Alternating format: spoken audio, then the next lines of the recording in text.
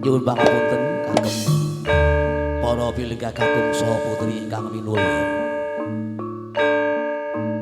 Assalamualaikum warahmatullahi wabarakatuh. Salam sejahtera buat kita semua.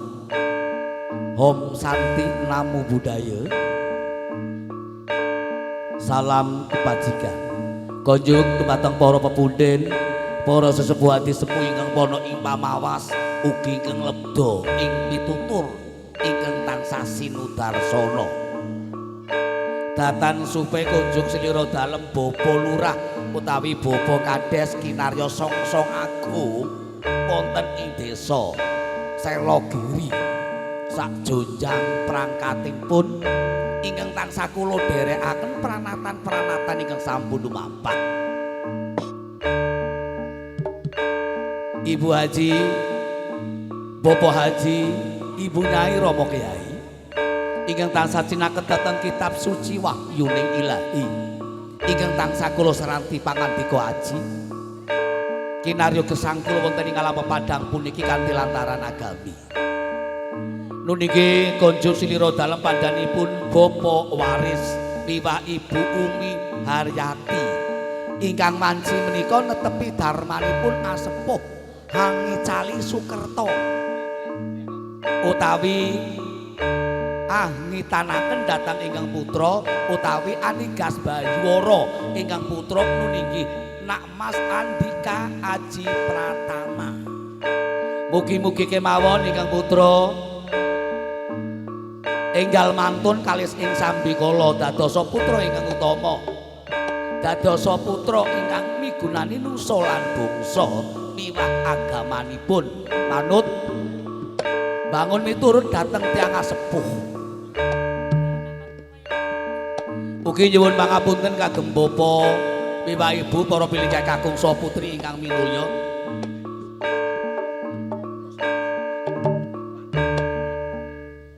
Ingkang tansah kula hormati ugi ngaturaken gunging panuwun konjuk dumateng Bos Wanto ingkang wicaksana dene saged animbali kula sakanca Nyu Arista campur sari ringkes ingkang lumantar saking Banjarnegara desanipun Glempang Kecamatan Mandiraja ingkang dipun sesepuhi kalian Mas Rokomi Ong salengan kalian Ibu Siti ingkang wanci menika ingkang sampun sumadya makarya ngaturaken repen utawi lelagon-lelagon kinarya pasunggata para tamu kakung saha putri utawi nderek mangayu bagya konjuk slira dalem pandhanipun Bapak waris sak keluarga.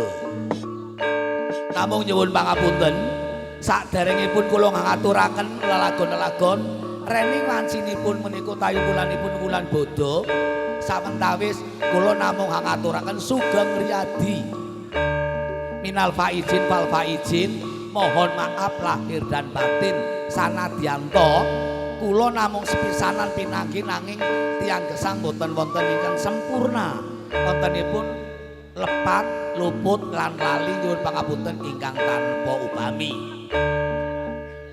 Bapak miwah Ibu kula sowan menika dipun dherekaken para putra-putra putri utawi kalian para kanca ingkang sampun mijil saking Banjar Nyu Arista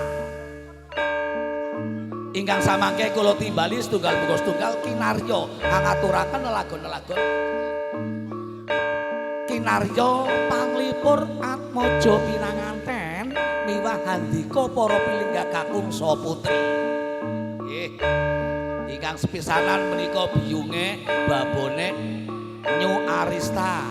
Angka kalih menika asistenipun utawi bendahara Nyu Arista. Angka 3 menika admin dari Nyu Arista. Nomor sekawan menika anggota yang tercinta.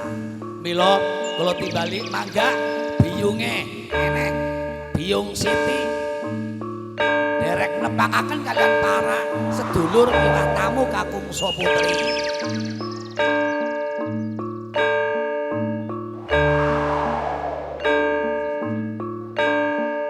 Mbak Ika, Mbak Denis, semuanya utawi sedayanipun kinarya panglipur.